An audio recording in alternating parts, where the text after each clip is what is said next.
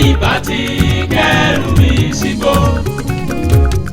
Ọpẹ́lọpẹ́ rẹ ayé ìbá ti kẹ́rù mi dànù. Mo dúpẹ́ o Jésù pé mo ní ẹ láti máa sábà. Mo yìn ẹ́ o Jésù pé mo ní ẹ láti máa fọ̀rọ̀ lọ. Ọmoalase kò ń ṣe gbogbo ẹni tó ń sùn ló ń jí, kò ń ṣe gbogbo ẹni tí ń jẹ nírẹ̀yìn oúnjẹ, ìṣe gbogbo ẹni tí relé ìwé níbọ̀. Ọmọ Bọ́láńlé Adéọlá Àkànkẹ́ gbọ́ kí ní ṣe tó ò ní dúpẹ́. Okú ọdún màmá ẹni ọlá ni mí, màmá Olúwaṣèyí fún mi Samuel. Okú ọdún ọmọ Ògúntọ́sì lọ́lá Olódùmarè nílá rẹ̀ ò ní kéré. Okú ọdún ọ̀jọ̀gbọ́n onímọ̀ ìjìnlẹ̀ lórí ètò ìlera. Onílórúkọ Jésù ikú rẹ̀ ò ní yá kankan. Ìwọ ti sọdún èyí lọ́lá Olódùmarè kó o ṣe tẹ̀mí tọmọtọmọ. Okú ọdún bàbá wa Timothy Wàlàbí tọ́lọ rèé sùn ń jọ́ sí. Ọlọ́run ọba kó dákun kó dẹlẹ̀ fi èèyàn rẹ̀. Adéọlá okú ọdún ọmọ Rachel Àmọ̀kẹ́. Àṣèyí sàmọ́dún ọmọ àgbẹ̀ òjò. Ilé ọba tó bí ẹ lọ́mọ. Gbogbo àwọn àbúrò àtẹ̀gbọ́n wọn ní kí n máa kí ẹ. Títílayọ̀ Abọ́sẹ̀dé ó ní lórúkọ Jésù ò ní kánjú kú.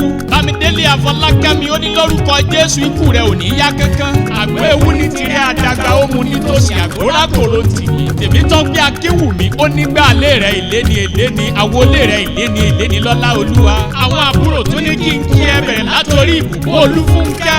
Ó ní yọ̀ kí tẹ́ láwùjọ bẹ̀ lọ́lá Olódùmarè ò ní tẹ́. Ó nígbà rẹ tó wá ń dùn yìí lọ́lá Olódùmarè kò ní tẹ́ kíákíá. Ọmọ́táyọ̀ Olúbùnmi ní kí n kí ẹ dáadáa. Ó lókè àgbà tó kù yìí lọ́lá Olódùmarè ò ní jábọ́. Ó ní bí wọ́n ń tòsí lókè ìpìnì lọ́lá Ọlọ́run kò ní jẹ́ kí n rẹ̀. Èmi lọ́lá Adúọlá náà ń dúpẹ́. Ó níwájú lójúgún gbé lọ́lá Ọlọ́run ọba ò ní rẹ̀yìn láíláí. Ó lóòní tètè kú lọ́lá Ọlọ́run kó o fa ìkú dẹ́gbẹ̀ra. Okú ọdún ìyá èwe gbogbo ọmọ pátápátá ní máa kí ẹ. Bẹ̀ látòrí Dámilọ́lá títí tó fi dórí ìtèmi lolúwa.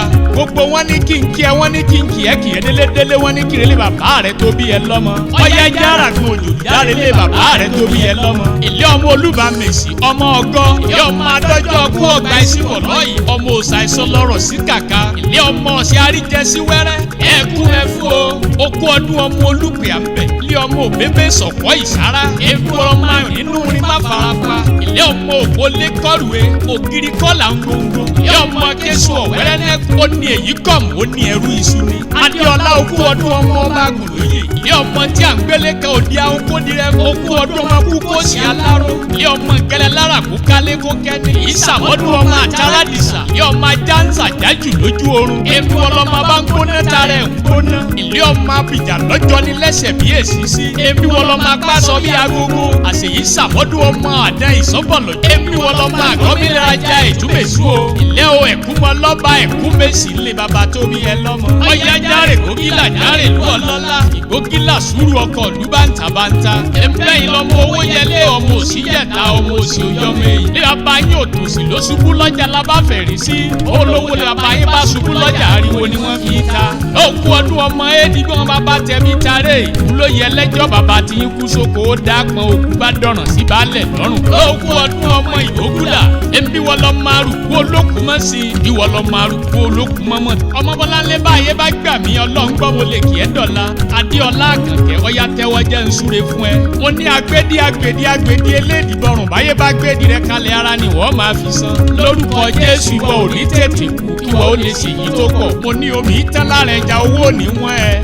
Ọ̀dà tọ́kì í dá àwọn ọlá ò ní wọ́n ẹ. Torí èyàn ò ní gorí kó tó ká láì rí kan kó tó ká kan. Ìwà ta ò súnmọ̀ gbogbo ayé ló sì ń fẹ́ tata káyé fẹ́ sówó káyé fẹ́ sọmọ.